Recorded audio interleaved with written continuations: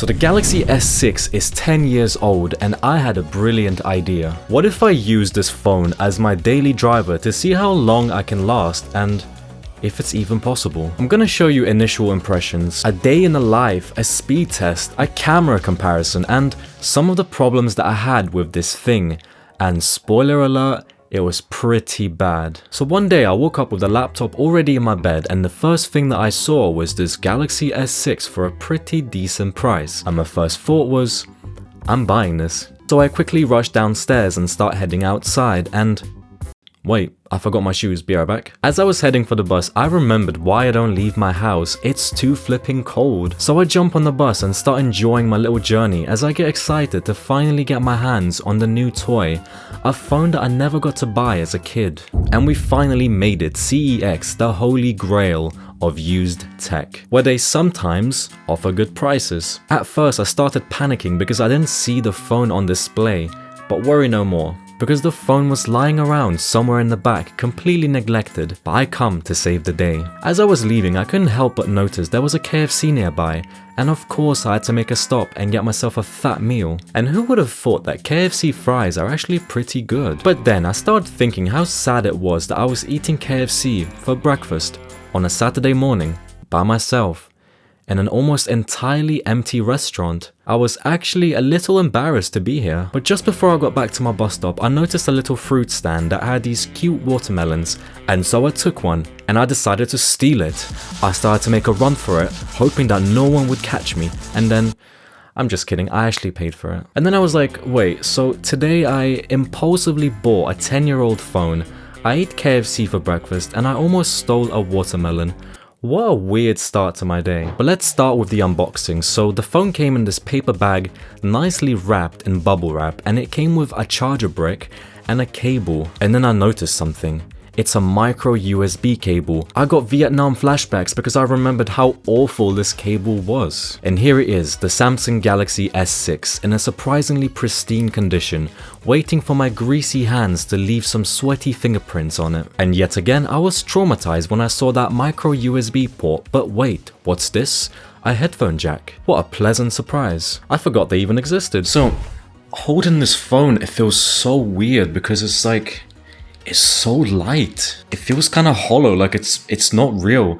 Like the thing is, I'm used to having a phone that's like 220 grams, but this phone, it's 138 grams. This thing is almost twice as light as my phone, and I don't think you can get a phone that's this light nowadays. It's just not possible. This is going to be interesting. As I start setting up the phone, I immediately realize how different everything looks. For one, the notification panel and the media controls looks really outdated, and I also noticed that this thing had slight lag and choppiness to it, which I kind of expected. I instinctively swiped right for Google News and I saw this tab and I was like, what the heck even is this? I then checked the storage and I remembered that this phone only has 32 gigs of storage, whereas my main phone has 256 gigs. So I started panicking a little bit and I thought to myself, there is no way I can live with this. The Android version is too old, there's not enough storage, the micro USB sucks. But wait, it got even worse. As I was taking a massive dump, I tried opening the App Store and I was greeted with constant errors for no reason. Wow, what a good start. But then I finally got it to work and it just opened up with a single app on it. Temu? Why the heck is Temu on here? So I was like, okay, let's just download Instagram to pass some time, and what? Instagram is missing? So I quickly go to the settings and check the Android version and realize that this is running Android 6. Guys, we are on Android 15. Anyways, I start panicking and then I quickly look up the minimum version of Android required to run Instagram, and 2.2? What is this article doing here? Anyway, I scroll down and see that Instagram requires Android 9. But wait, what Android version can I even upgrade to? Android 7? Wait, what? I decided to take a little break from the stress and decided to unbox my watermelon and take it to the kitchen. Stay.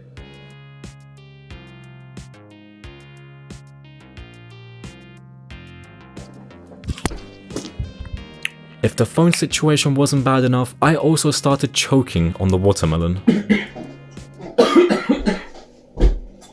And then after doing absolutely nothing with the phone, it was time to charge it.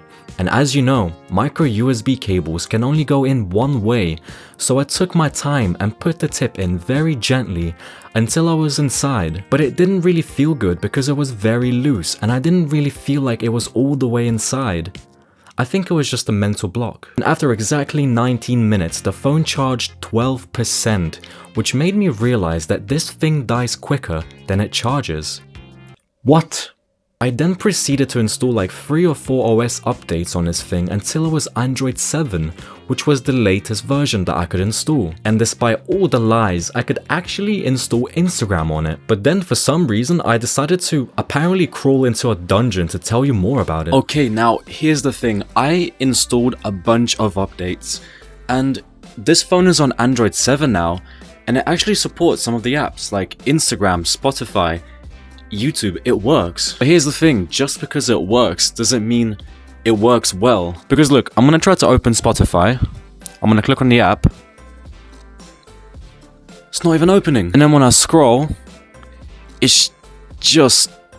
the lag is so bad. And it's the same thing with Instagram. Every time I open it, because there's no RAM on this phone, it basically has to open for the first time every time. And this thing is hot. Like, I just opened Instagram, I just scrolled Spotify, and this thing is heating up.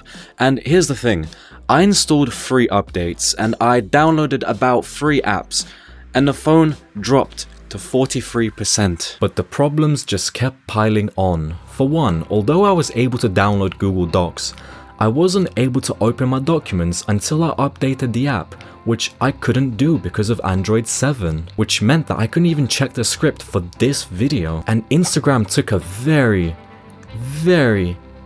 long time to open, to the point where I didn't even want to use it. So once again, I left my house just to encounter even more problems. The Google Pay app does not work, which means I cannot get the bus. I have to walk. Second of all, the Audible app, the audiobook app, does not work, which means I can't listen to my books. Those 3 apps are really important to me, and I was really disappointed when I couldn't use them when stuff like Instagram works. As disappointed as I was, I decided to see if I can at least connect my headphones using NFC, and to my surprise, it worked. I could at least listen to some music as I was freezing my balls off. I then walked off into the sunset hoping I would get lost and never have to come home again. But then I did, and when I opened Google Maps, it took a very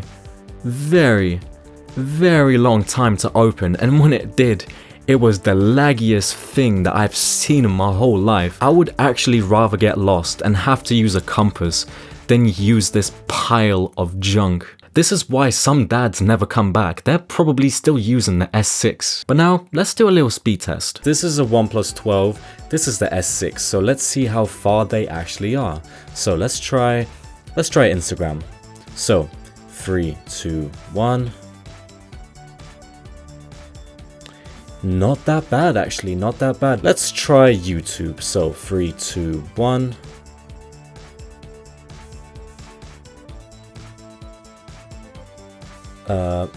Okay, I did click that like half a second earlier, but this took like a whole 5 seconds longer to open. Wrong, I actually clicked on it at the same time, but the S6 just took a lot longer to react. It's not too far off, but I can clearly tell that the S6 is slightly struggling. This also makes it really apparent the difference between 120Hz and 60Hz. Let's try Spotify. 3, 2, 1. Yeah, that is a massive difference. I would not want to use this phone. So now let's do a little camera comparison between the S6 and the iPhone 15 Pro. And as a phone, this thing is ass, okay? But we're going to compare cameras, and I'm making a video on that phone right now, so I'm not going to tell you too much.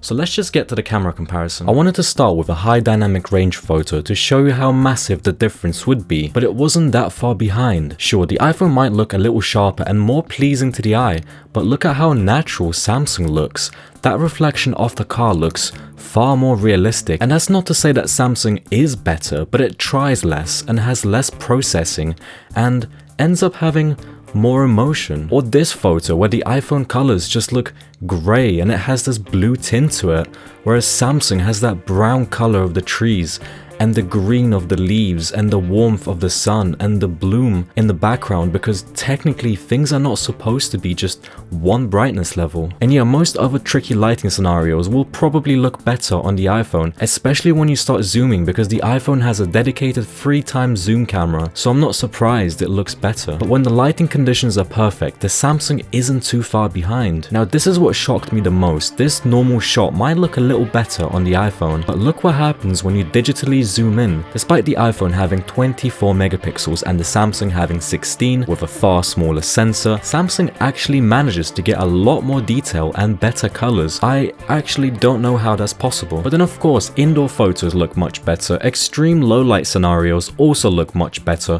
on the iPhone, especially when you activate night mode. There's no competition whatsoever. The video also blew me away, and yeah, the iPhone looks more stable, it's more visible, has better focus, and it's just more reliable. But if you freeze the video here, doesn't the S6 just have this nostalgic atmosphere? Again, the lack of colors and the lack of over sharpening, I'm getting a GTA San Andreas vibe here. But when it comes to stabilization or low light video, there's just no competition, since the largest sensor is gonna completely obliterate Samsung. So what do I think of the phone? Well, I think it was good while it lasted, but it no longer supports a high enough Android version that supports the apps, unless you root the phone. And even if you did, the performance is not very good, the apps lag, and the battery sucks. So I think if they somehow made the S6 with a massive battery, 120Hz, USB-C, Android 15, it would be doable. But for now, it's time to say goodbye to this phone. And the iPhone 15, this thing sucks.